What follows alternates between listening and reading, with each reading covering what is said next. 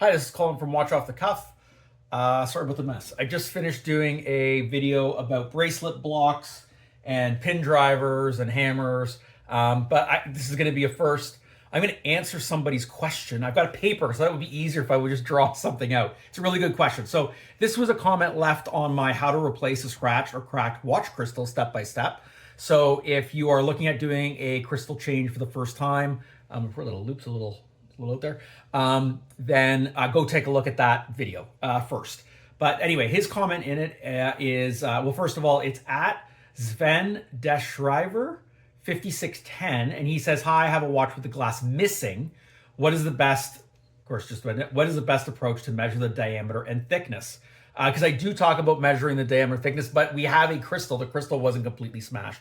So quite often when I have a crystal come into the shop or a crystal repair, either it's intact and it's just so scratched up they want it replaced, or it's split. So sometimes I can't get a diameter measurement out of it, but I can get a thickness measurement out of it. And then sometimes it's just like so crumbly, but usually if it's crumbly, I can still get a thickness measurement. So what do you do if it comes in and it's like completely blank slate? Okay, so the first thing I would want to try to figure out with the watch is it a mineral or sapphire crystal or an acrylic crystal? So the big thing is we've got like a regular crystal. There's going to be a little chamfer on there on the top. It's going to be like this. It's going to be flat, right? So the surface on the watch that it's going to sit in is going to be flat.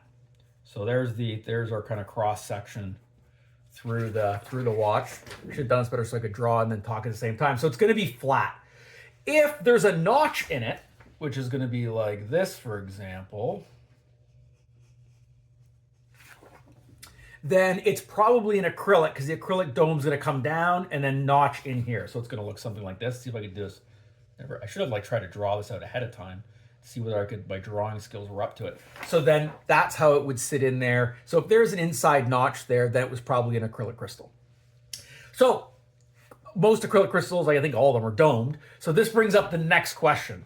Do you think you need a domed crystal or not? And you can usually tell if the top of the dial, I don't know if we've got the dial here, we've got hands, whatever, is very close to the top of the crystal.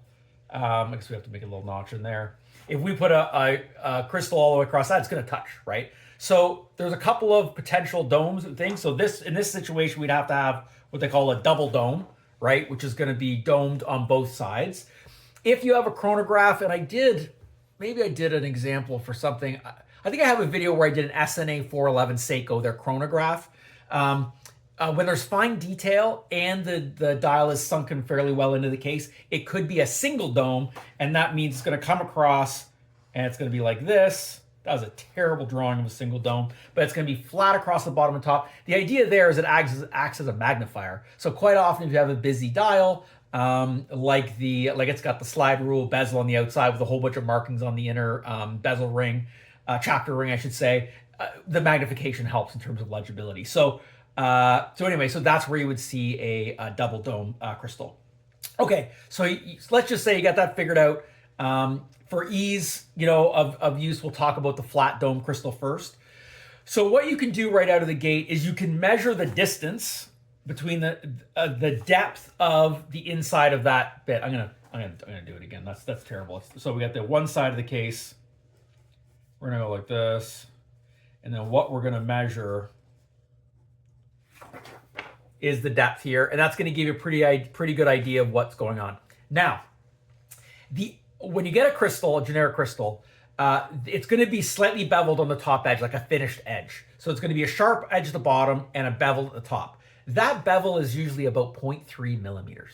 So, for example, if you had this and this depth was 0.7 millimeters, then you'd be like, okay, then I would put like a 1 millimeter sapphire or mineral crystal in that, because what would happen is if I do another terrible drawing, and then we have the mineral crystals in there, and it's got the bevel, and it's like this, then you're gonna get a nice, I'm gonna change it.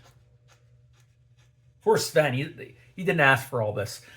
So now we've got the 0.7, the 0.3. We've got a millimeter, 1 millimeter total thickness, and they've got a nice finished edge on that top. So if you got, you're wearing a watch right now, take a look at the edge, the outside edge of that crystal, and you're going to see some kind of bevel of some kind. It might be very subtle. Some of them on dive watches, it's quite severe. There's a very large bevel on it.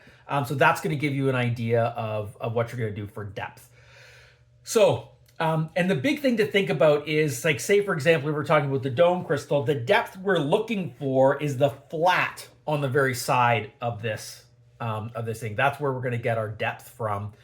So, so if the total depth here, like, let's just say this total depth at the top of the peak is 2 millimeters, this might be a 1 millimeter or a 1.5 millimeter depth, and that's what you're really worried about. So it's going to sit where it meets the case properly. Okay, so diameter. So this can be really hard. So you're going to do your best with a pair of calipers and measure it across. Trying to make sure you're going all the way across. Stick it in there, away you go, see how you do. Before I just stocked every single size from very small to very large in 0.1 millimeter increments, I would go and buy the one I thought it was, and I would buy 2.1 millimeter increments bigger and 2.1 millimeters smaller to see if it's going to fit or not, right? So, and especially when we've got a gasket, we're going to talk about the gasket too. So if we've got the diameter of our watch, just do this, I should have the camera down here while I'm talking to whatever, be like one of those doodle shows. So if I have the thing right here, I figured out what the diameter is, I'm pretty sure. So the question is, number one, we probably have to go 0.1 millimeter thing if it's a glued in crystal. And then if we have the eye gasket, that white gasket, then sometimes it can be very hard because it needs to compress a little bit as well. So if I recall, now I'm going to have to get it out. I'm just over here. Like it lost me. I'll pull out an eye gasket. That needs to compress a little bit, and it has its own thickness. So I'm not lying. I shouldn't have dumped them all. That's going to be a mess later. If we take a look at this and give it a good crunch. So it's showing 0.4. There's a little bit of a ridge in it. They're typically listed as 0.4. I was going to say 0.4, but I want to do it. But this one's listed at 0.5. But it needs to compress a little bit. So I think you could probably count on adding 0.8 to the total diameter, 0.4 mil for each side to account for the actual gasket on it as well. But again, sometimes it's a fit. When I first started doing it, the mistake I made was thinking the crystals fit too tight.